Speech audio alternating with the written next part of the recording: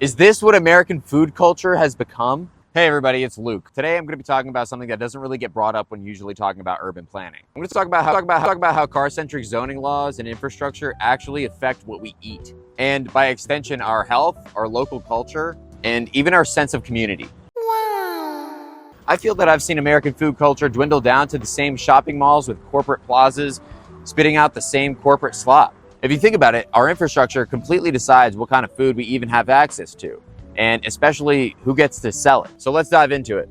All right, so I want to talk about zoning, especially Euclidean zoning. You know, the classic kind where it separates everything into residential over here, commercial over here, industrial way in the boonies. It sounds organized, right? But when you pair that with car-centric infrastructure, all you get is a reality that has too much commercial space, parking lots, drive-thrus, and it's missing that small, intimate downtown main street that has restaurants everywhere and sidewalk tableside seating. It's insane. Yes. Nothing like outside dining in a corporate parking lot next to a Chase Bank. Lovely. Land in those commercial zones is really expensive. Parking minimums make it even worse. And the only businesses that can really afford to be there are big chains like Five Guys, Starbucks, Applebee's, etc. The local guy making empanadas out of his food truck, he's out of luck. And instead of every town having its own little distinct food identity, which they do to some extent, we end up with this sort of copy-paste American streets with the same 10 chains on every road off the highway. Now you're probably thinking, but what about food trucks and pop-ups? Yeah, about that. In many cities, governments restrict where these businesses can and can't be operational, often saying that they can't park within a few hundred feet of an existing restaurant. Coming from the pro-competition people. On paper, that sounds fair, but it's just protecting landlords and corporate chains, not the little guy. So instead of parking in busy areas where they might make a little bit of money, most food trucks get pushed to the outskirts. Empty parking lots, busy highways, industrial areas, and the occasional food truck rally that happens once in a blue moon. So this is Larry. He's the owner of Boynton Billiards.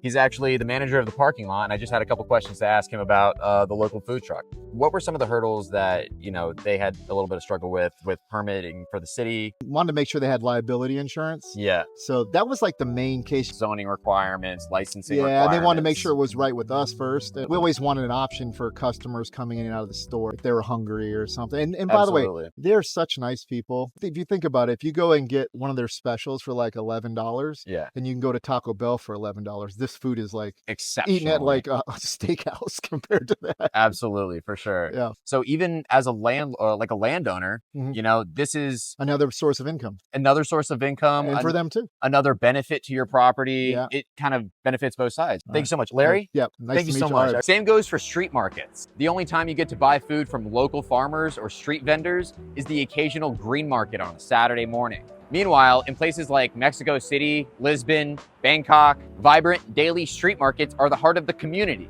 Imagine the difference between walking through a bustling open-air market full of smells, sounds, faces, versus pushing a squeaky shopping cart down a grocery store aisle under fluorescent lights, picking out packaged produce that's grown halfway around the world. Even though it may seem like you have a lot of choices, Texas Roadhouse, Red Lobster, Duffy's, Chipotle, all of these chains get their ingredients from the same 3 distributors. You're just picking between different sauces on the same frozen chicken breast. When every city is zoned for cars and strip malls, and every restaurant that survives has to buy in bulk to even keep up, the result is pretty predictable. You have corporate slop 1, 2, and 3. And you can see it clear as day. And there's the bigger problem. The freedom of choice actually disappears. Small towns and suburbs start to look identical. And the only new restaurant that's coming to town is the Just Salad. That's going to be a $20 bowl of salad.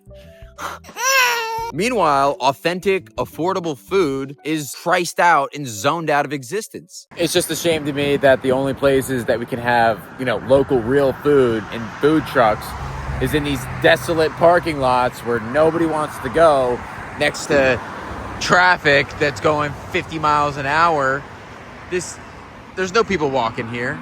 Now, let's connect this to health. Because zoning and food aren't just economic issues, they're public health issues. When you design cities around cars, you take away the ability to walk to good food. You can't just step outside for a coffee or a healthy meal. You have to drive 10 minutes, cross a massive parking lot, and then hope that they have something other than fried food and soda.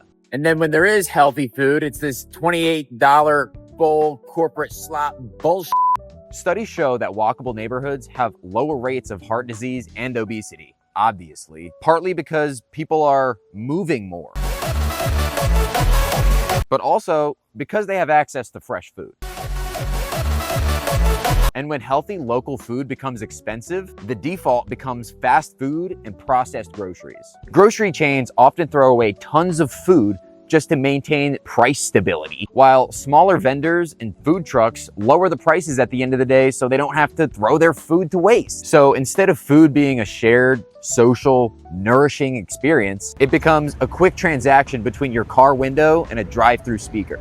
So to wrap it all up, the way we design our cities actually shapes what's on our plate. Car-centric infrastructure and single-use zoning have 1. Pushed out small local restaurants, 2. Restricted food markets and street vendors, and 3. Made us reliant on corporate chains reheating the same frozen ingredients, and disconnected us from healthy, community-driven food systems. If we want to fix this, we need to rethink how we build our cities. Not just for cars, but for community, people, and culture. Because vibrant food culture doesn't come from zoning restrictions and drive-thrus. It comes from people, proximity, and passion.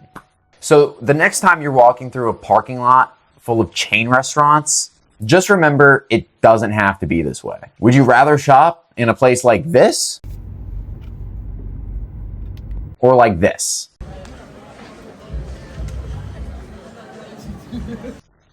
I think the answer is pretty obvious. Thank you guys so much for watching. It was an absolute pleasure making this video. If you guys have any questions or comments, please throw them in the comments down below. I'd really like to see what you guys have to say. Thank you guys so much for watching. We're just over 1,000 subscribers. I really want to hit 2,000 by the end of the year. If you guys can make that happen, I'd really appreciate that.